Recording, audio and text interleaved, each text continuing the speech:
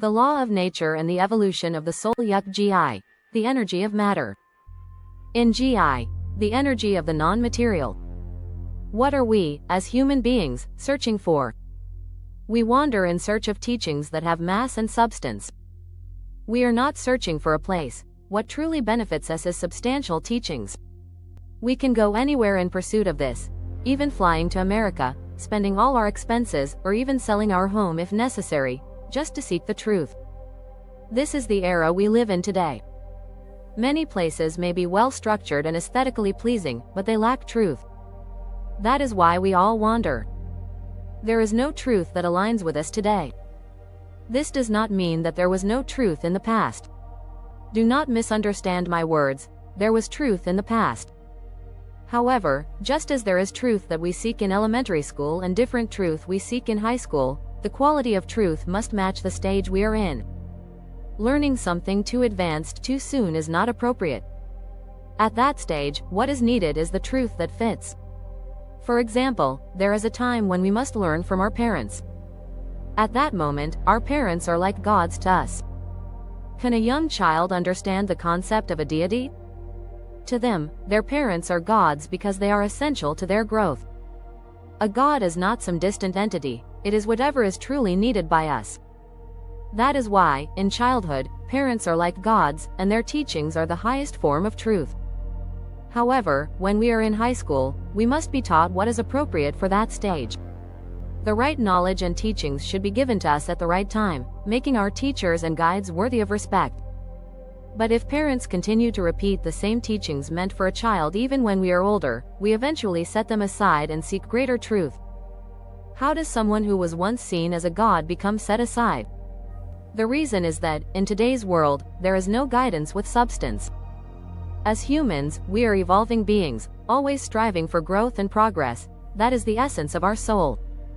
We accept knowledge and truth because our souls must grow, become clearer, and develop substance.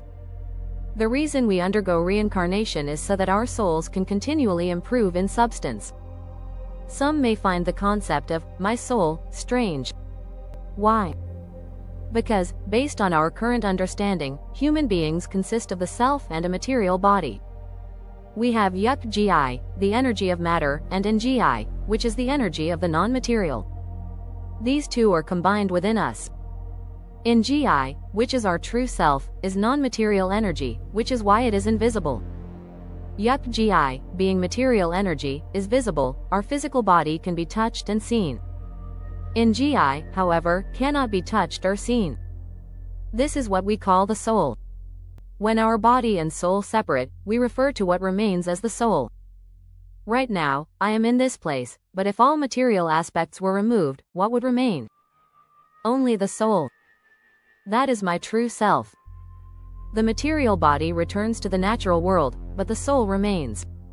Can the soul be seen? From a material perspective, the soul is invisible. However, when soul meets soul, they recognize each other. Why? Because they interact through their substance. But when a material being tries to see a soul, it remains invisible. This is why, on rare occasions, we might see something beyond the physical realm. It is because our spiritual energy is perceiving it. It is when a soul recognizes another soul. Without this understanding, people become confused. If we do not know, we must learn. Our souls must continuously accumulate substance, evolving through reincarnation while acquiring the knowledge necessary for each era. In this current era, knowledge does not extend beyond a certain limit. Our souls evolve and develop, living a lifespan of around 100 years before moving on. The soul then enters the fourth dimension. When society further advances in substance, we will carry the accumulated quality of our souls, reincarnate into that world, and continue absorbing knowledge and experiences, refining our souls. This is the principle behind reincarnation. Why must our souls develop in substance? Without sufficient substance, they do not emit light. If the soul's substance is weak, it cannot shine. To explain this precisely, consider a star. A star is formed because substances accumulate, increasing mass. Whether it is gas or other material, the accumulation of mass creates a star. If the mass is insufficient, it cannot emit light and does not become a star. Planets, for instance, lack the mass required to shine on their own. They only reflect light. This is why the moon does not generate its own light. It simply reflects light from another source because it lacks the necessary mass. For our souls to shine, they must be abundantly filled with substance. When knowledge reaches its full mass, we gain internal power. Just as physical objects gain gravity when mass accumulates, human beings gain internal power when knowledge is fully acquired. However, having internal power does not immediately create light. Similarly, when an object gains gravity, it does not instantly glow. For example, Earth has accumulated mass, generating gravity, which holds everything together. The gravity of the Earth keeps water on its surface and prevents objects from floating away. No matter what is thrown, gravity ensures it falls back. However, does gravity make the Earth glow? No. To create light, we need an external energy source like electricity. Gravity alone does not produce light.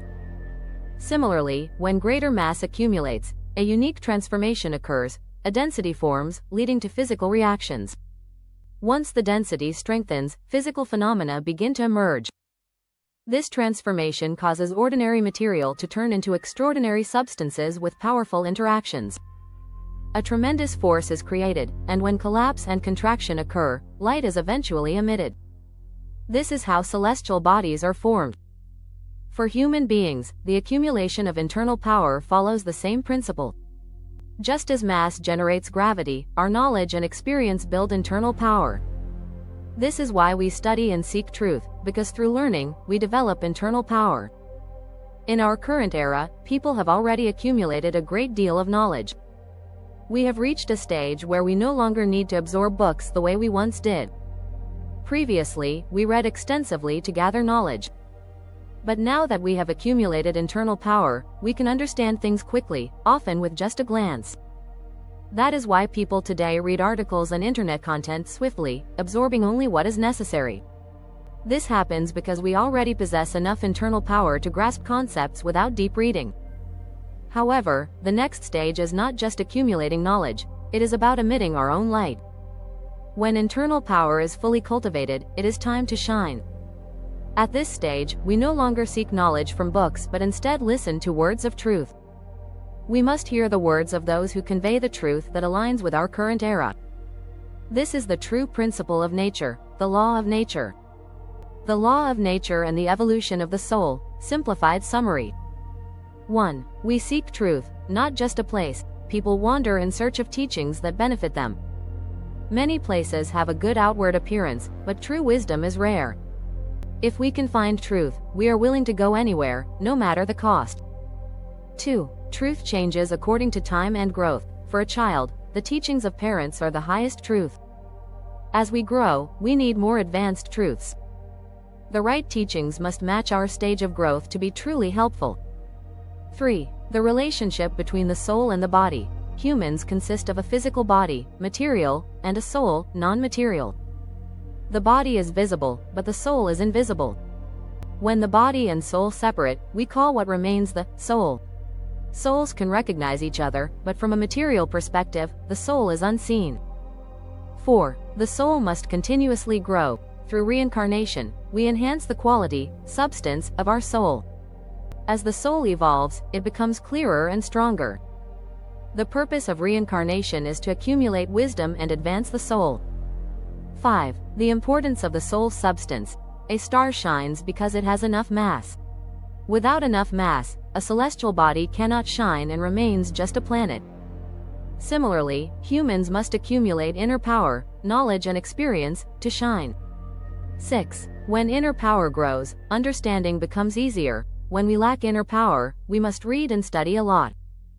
Once inner power is built, we can understand things quickly with minimal effort. In today's world, people process information quickly because they have already accumulated inner power. 7. Final stage. It is time to shine. Once inner power is full, it is time to express it rather than just acquiring more knowledge. We must seek and follow the real truth that aligns with our time. This is the law of nature and the true process of soul evolution. Conclusion: we must move beyond simply acquiring knowledge and instead seek, understand, and apply true wisdom. The evolution of the soul follows the law of nature, and our ultimate purpose is to recognize the truth of our era and radiate our own light.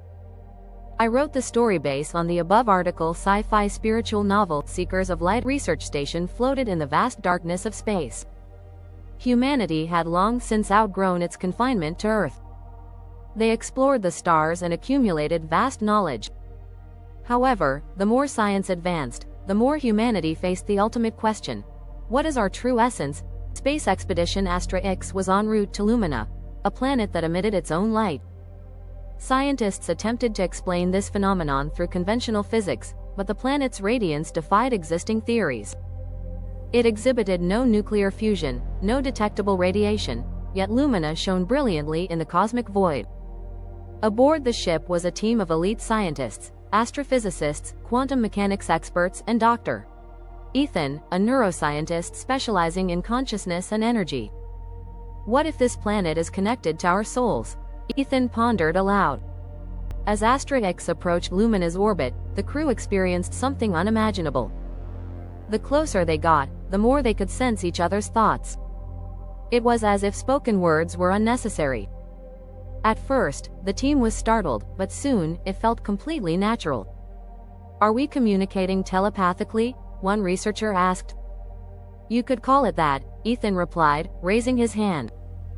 "But this is more than simple telepathy. This is direct soul-to-soul interaction. Lumina might not be just a planet. It might be a conscious entity." When the team landed on Lumina's surface, they encountered something even more astonishing. Though there were no life forms present, the light of the planet began forming shapes, scenes of history resembling human civilization. They saw primitive tribes, the rise of great empires, wars, and moments of deep love. But these were not just projections. The planet seemed to remember them. "This planet holds the memories of all existence," Ethan whispered in awe. "Perhaps our souls, too, store knowledge in the same way."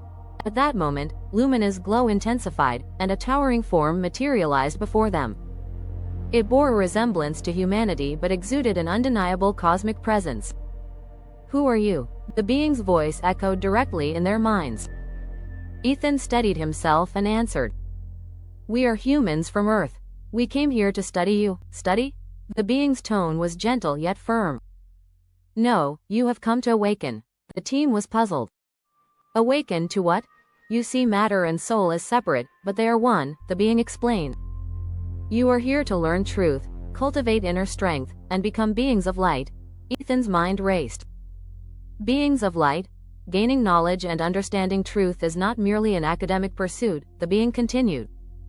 True enlightenment means understanding the laws of nature, guiding others onto the right path, and working to benefit all of humanity. Ethan suddenly understood. "So, our purpose is to continuously learn and grow, accumulating wisdom, so that we may illuminate the way for others." The being nodded. "Yes, few in your world realize this yet, but in time, more will awaken.